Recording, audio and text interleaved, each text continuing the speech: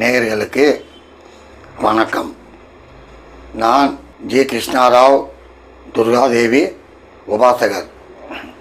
இப்போது உங்களுக்கு ஒரு பதிவு. சிலர் சொல்லுவாங்க, அப்பா ஒருத்தர் கோடி கோடியாக சம்பாதிக்கிறாயா, என்ன அதிர்ஷ்டையா, பிரமாதமாக சம்பாதிக்கிறானுங்க, ஒன்றுமே இல்லையா இருந்தாலும் எனக்கு தெரியும். ஆரம்பத்தில் அடுத்த வேலை எப்படிலாம் இருந்தால்தான், அதுக்கப்புறம் அப்பா இன்றைக்கி நாடா அட்டகாசமாக பிரமாதமாக இருக்கிறான். அது எப்படி தான் சம்பாதிக்கிறாங்க, என்ன தான் செய்கிறாங்களோ ஒன்றுமே புரியல. நானும் தான் ஓய்ச்சின்னு இருக்கிறேன். அவசரத்துக்கு 2000 மணி இருக்காது என் கையில் அப்படின்லாம் சொல்லுவாங்க. சொல்கிறது ஈஸி, ஆனால் சம்பாதிக்கிறது சாதாரண விஷயம் இல்லை. அத்லெட்டிக்கில் எப்படி மாரத்தான் ரன்னிங் ரேஸ் இருக்கோ அதே மாதிரி அவன் ஓடிக்கினே இருக்கிறான். நீ அப்படி இல்லை, 200 மீட்டர் ஓடுவேன், மற்றவங்க உட்காருவேன், அதுக்கப்புறம் ஒரு 100 மீட்டர் ஓடுவேன், உட்காந்து பெட்டி கடியாண்ட அவன் ஓடிக்கினே இருப்பான் மாரத்தான். அந்த மாதிரி ஒரு ஸ்ட்ரெயின், எவ்வளோக்கு எவ்வளவு ஸ்ட்ரெயின் பண்ணுறியோ அவ்வளோக்கு அவ்வளவு கெயின். எனக்கு தெரிஞ்ச வரைக்கும் ஸ்ட்ரெயின் பண்ணால் மட்டும் வந்துடுமா, சிலர் கேள்வி கேட்கலாம். அதுவும் நியாயம்தான். கொத்தால் சாட்டியில் கூலி தொழிலாளிலாம் இருக்கிறாங்க, காலத்துக்கும் மூட்டத்துக்குன்னு இருப்பாங்க பாவம். ஆமாம், கோட்டீஸ்வரன் ஆகிடுறாங்களா, அதில் சிலர் ஆகிடுவான். ஏதோ காய்கறி விற்று அப்படி 1 லட்சம் லட்சமாக சம்பாதிச்சிக்கின்னு பெரிய ஆளாக வரவங்க உண்டு. எப்படி பார்த்தோம்னா, முக்கியமாக கிரகங்கள் சரி இருக்கணும். அதாவது 9 11 கூடியவன், 9 கூடியவன் 11 கூடியவன் இணைந்திருந்தால் எழுதி வைங்க, அவன் பல கோடிக்கு அதிபதி. எங்கே வேணாலும் இருக்கட்டும், நான் ஒன்றா சொல்கிறேன், பிரமாதமாக வந்துடுவாங்க. ஆமாம், இந்த ஜாதகர் எனக்கு நல்லா தெரிஞ்சவர். நான் அவர் பேர் போடலை.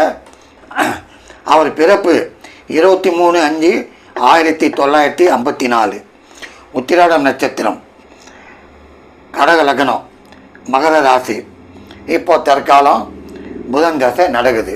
சரி, லக்னத்துக்கு 4ல் சனி உச்சம், 6ல் செவ்வாய் ராகு, 7ல் சந்திரன், 11ல் சூரியன் புதன், 12ல் குரு சுக்கிரன் கேது.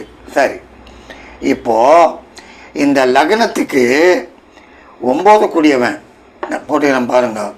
9 கூடியவன் யார்? குரு. 11 கூடியவன் சுக்கிரன். இந்த இடத்துல இணைஞ்சிருக்கு. குருவும் சுக்கிரனும் 12ல் இணைஞ்சிருக்கு. அதனால் அவர் சாதாரணமான ஒரு இல்லை பாவம். இளம் வயதில், அதாவது 4ல் சனி உச்சம், அஷ்டமாதிபதி, படிப்பு அந்த அளவுக்கு இல்லை. இருந்தாலும் உழைப்பு இன்னைக்கு வரைக்கும் வயசுன்னு தான் இருக்கிறாரு. 75 வயசு, 72 வயசா, 72 வயசு. இன்றைக்கி வரைக்கும் உழைப்பு உழைப்பு உழைப்பு, நோ ரெஸ்ட். ரெஸ்ட்டு கொடுத்துட்டு இருக்கிறார். ஆமாம், எஜுகேஷன் கம்மி. அதே நேரத்தில் அவர் இந்த 9 கூடியவன் பாக்யாதிபதி, 11 கூடியவன் லாபாதிபதி இணைந்து 12ல் இருக்கிறதுனால அடுத்த வேலை எப்படிடா அப்படியெல்லாம் கஷ்டப்பட்டவர். சாதாரணமாக அவங்க அப்பா, அவங்க ஃபேமிலிங்க, அவங்க கிராண்ட் ஃபாதர் ப்ராப்பர்ட்டி வாரி குத்துள்ள அடுத்த வேலை எப்படி, அந்த ஒரு நிலவரத்தில் இருந்து கடுமையான உழைச்சி பிரமாதமாக இன்றைக்கி பல கோடிகளுக்கு அதிபதி. ஆமாம், ரோலிங் மில்லும் வச்சுன்னு இருக்கிறாரு. பிரமாதமாக நடக்குது. 2வது அருமையான வண்டி வாகனம்லாம் இருக்குது. குடும்பத்தை பொறுத்த வரைக்கும் அருமையான குடும்பம். பாருங்கள், லக்னத்துக்கு 7 கலத்திர ஸ்தானத்தில் லக்னாதிபதியே உட்காந்துட்டான். மனைவி, அவர் பெரிய புண்ணியம் பண்ணவர்.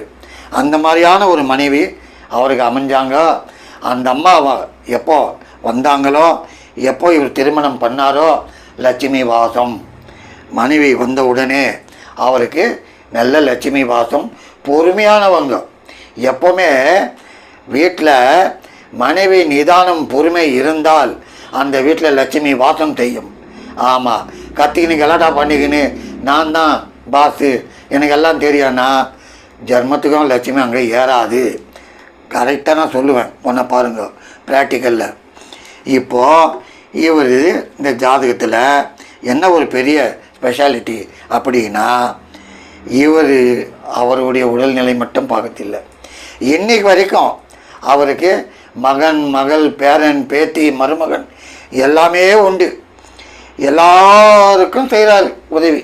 ஆமாம், எங்கேயோ இருக்கிறாங்க கட்டி கொடுத்துட்டு அங்கங்கே ஊரில். அவங்களுக்கு ஒரு பிரச்சனை நீங்கள் ஃபோன் பண்ணால் உடனே தீர்த்து வைக்கிறாரு.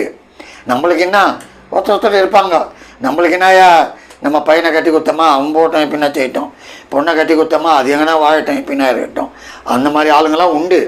ஆனால் இவர் எல்லாத்தையும் ஈர்த்து போட்டுக்கின்னு செய்கிறார். காரணம், லக்னத்துக்கு 5 கூடியவன் யார்?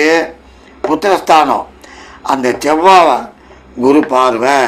பசங்க, இவருடைய பசங்கள்லாம் திருமணமாகி பேரன் பேத்தியோடு இருந்தாலும் இன்றைக்கும் அவங்களுக்கு சப்போர்ட் பண்ணுறார்.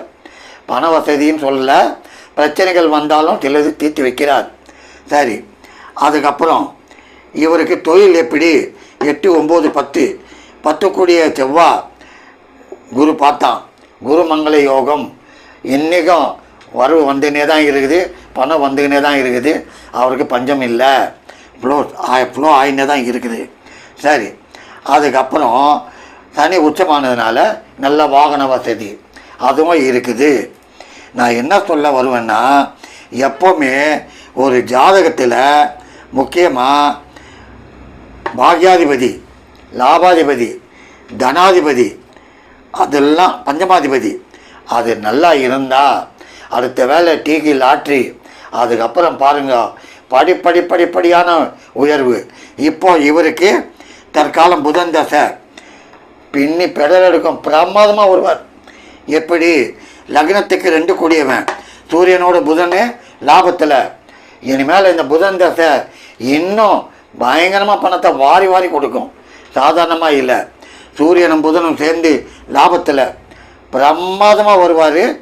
ஏன் இதை நான் போடுறேன்னா, ஜாதகத்தில் முக்கியமாக உங்களுக்கு தனாதிபதி, பஞ்சமாதிபதி, பாக்யாதிபதி, லாபாதிபதி நல்லா இருந்தால் அட்டகாசமாக இருப்பீங்க. லக்னத்துக்கு 5 கூடியவன் ராகோட தானே சேர்ந்தான் அப்படின்னு நீங்கள் சொல்லுவீங்க. இருந்தாலும் அந்த லக்னத்துக்கு 9 கூடிய பாக்யாதிபதி குரு பார்த்ததுனால குரு மங்கள யோகம் கொடுத்தான், ராகுவை குரு பார்த்ததுனால குரு சண்டால யோகம் கொடுத்தான். அதனால் இதை பற்றி சொல்லணுன்னா இன்னும் எவ்வளவோ சொல்லின்னு போகலாம். நேயர்களே, நீங்கள் ஜாதகத்தை பாருங்கள். அதை விட்டுட்டு நான் ஆளாகல, நான் எப்போ கோடியாக சம்பாதிப்பேன், எனக்கு ஏன் வரல, வேஸ்ட்டு அதெல்லாம். உங்கள் ஜாதகத்தில் தனாதிபதி, லாபாதிபதி, பாக்யாதிபதி இதெல்லாம் நல்லா இருக்கான்னு பாருங்கள். பார்த்தீங்கன்னா நல்லா இருந்தால் நீங்கள் கஷ்டப்பட்டாலும் இந்த கிரகங்கள் உங்களை அப்படியே கிரெயின் மாதிரி தூக்கினே போகும். பிரமாதமாக. ஆமாம், பிரமாதமாக லிஃப்ட்டில் ஏறி கிரவுண்டில் ஏறி டாப்பில் போய் நிற்பீங்க. அதுதான் முக்கியமாக நான் சொல்கிறேன். நன்றி, வணக்கம்.